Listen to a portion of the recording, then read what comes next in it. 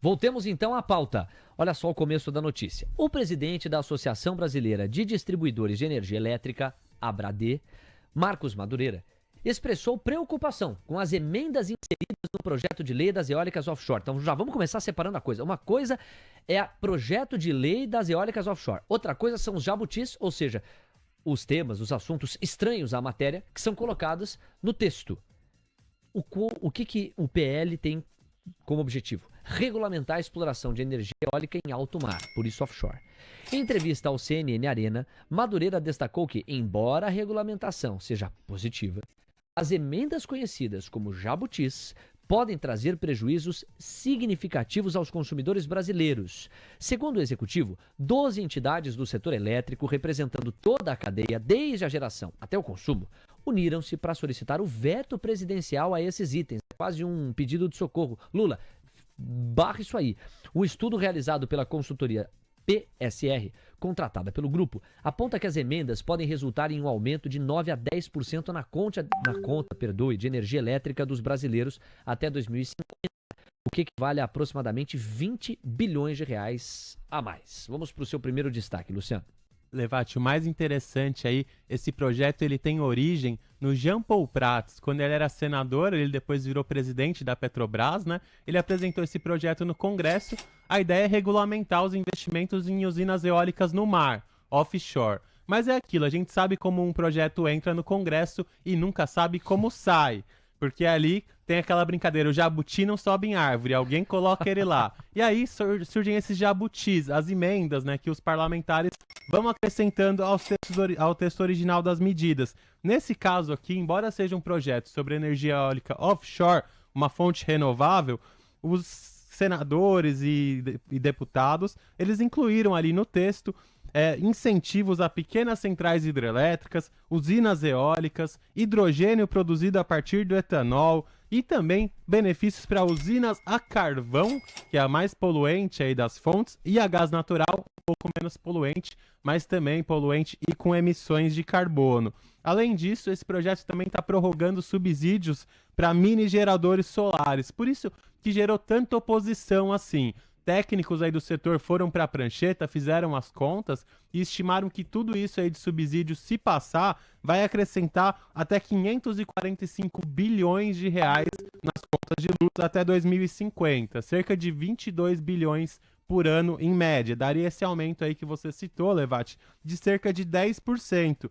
Então, as associações de empresas do setor, que incluem até empresas de energia eólica, então, que estão aí até beneficiadas pela medida, elas estão defendendo que essas emendas promovem mais benefícios para uma minoria privilegiada às custas da maioria dos consumidores e pedem aí que o governo tenha critérios técnicos na hora de analisar esse texto. E a gente sabe que esse pedido aí das associações está encontrando sim um eco no governo, Levati. Ontem o ministro de Minas e Energia, o Alexandre Silveira, ele comentou que tem uma certa unanimidade no governo em vetar esses principais problemas da proposta, esses jabutis. Segundo ele, isso foi levado ao presidente Lula. O Lula decidiu até sexta-feira e há uma grande expectativa pelos vetos. Na terça-feira, até o ministro Haddad, ele foi na Globo News e ele comentou sobre isso também.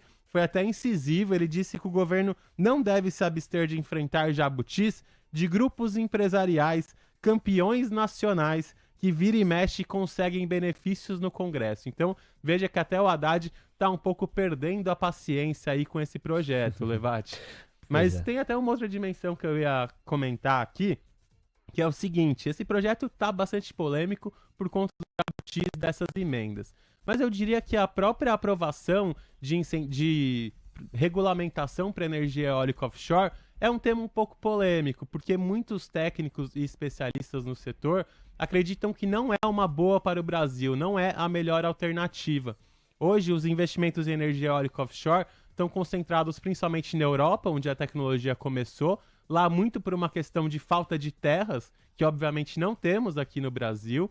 Depois cresceu lá para a China e Estados Unidos. O Joe Biden tinha um plano bem agressivo de expansão da energia eólica offshore, mas esse panorama começa a mudar, principalmente depois da pandemia de Covid, Levati, os custos de equipamentos eólicos dispararam e já era a eólica offshore, como é no mar, tem toda uma estrutura ali, ela já era mais cara. Ficou mais cara ainda agora. Então, muitas empresas na Europa e nos Estados Unidos estão abandonando projetos. Então, o momento já não é tão favorável. E ainda vem o componente político aí. Donald Trump, Levati, disse essa semana que ele é contra a energia eólica offshore e prometeu que no dia 1 de governo dele, ele vai assinar um decreto, uma ordem executiva, proibindo essas novas instalações em áreas federais. Então, um alerta aí para a energia eólica offshore pode entrar nas tendências Trump aí, de repente, ter uma freada nos investimentos. Já é um setor que vinha enfrentando uma certa dificuldade e agora ainda tem essa sinalização do Trump. E por outro lado, eu comentei aqui do Prates, né, CEO da Petrobras, que até foi quem apresentou esse projeto. Ele tá na pista, né? Tá lá. E o Prates tá procurando vaga hoje, aí, tá procurando uma vaguinha. E a Petrobras, ela tem orçamento dedicado aí no plano de negócios atual dela para investimento em eólica offshore. Tem até 0,9 bilhão de dólares, então 900 milhões de dólares aproximadamente, que a companhia pode dedicar aí para projetos eólicos offshore ou armazenamento e captura de carbono. Então a Petrobras já tem até um dinheirinho guardado para investir nessa tecnologia, mas é em um momento em que esses investimentos começam a ser questionados no mundo. Empresas privadas aí como BP, Shell e Equinor desistiram de projetos recentemente, alegando a escalada nos custos. Então gera até alguma dúvida aí sobre a viabilidade realmente de a gente investir nisso agora, Levati. O Prates, que é um grande entusiasta, ele tinha até umas turbinas eólicas na mesa dele, sempre falava do assunto. E ele comentou que para a Petrobras, segundo ele, seria como montar um Playmobil. Seria fácil construir o parque eólico offshore. Mas o problema é o custo. Tem um estudo aí do Banco Mundial que mostra que o custo de energia de uma nova usina eólica offshore hoje está em cerca de 64 dólares por megawatt-hora. Isso dá aí quase 400 reais por megawatt-hora. Para a gente comparar, uma nova usina eólica onshore em terra tá saindo na faixa de 150, 180 reais por megawatt-hora. Então, é muito forte a diferença, né? Bem mais caro. E provavelmente, se a gente fosse investir nisso, precisaria algum subsídio, ou via governo, via BNDES, ou via conta de luz mesmo. Por isso, é desafiador, não existe uma unanimidade hoje no setor elétrico, Levati, mesmo sobre os investimentos em energia eólica offshore. Quanto mais aos jabutis aí que saíram para todo lado nessa proposta. Interessantíssimo. Bom, a sua apuração, sempre muito sólida, me leva a concluir que é a inviabilidade econômica que deve se sobrepor às tendências mundiais, embora as tendências mundiais também pesem a viabilidade econômica, caso o Brasil desembarque do investimento mais massivo em torno dessa exploração da energia eólica offshore. Ou você acha que o simples fato de o Trump minar o desenvolvimento e a exploração das eólicas offshore lá nos Estados Unidos já em si baste para diminuir o ímpeto brasileiro nessa mesma toada? Olha, aqui no Brasil é realmente essa questão de custo que deve travar, Levati. O projeto até já foi aprovado, mas entre o projeto ser aprovado, ele define a regulamentação e sair algum investimento mesmo, tem um espaço grande aí, tem um gap, como a gente fala.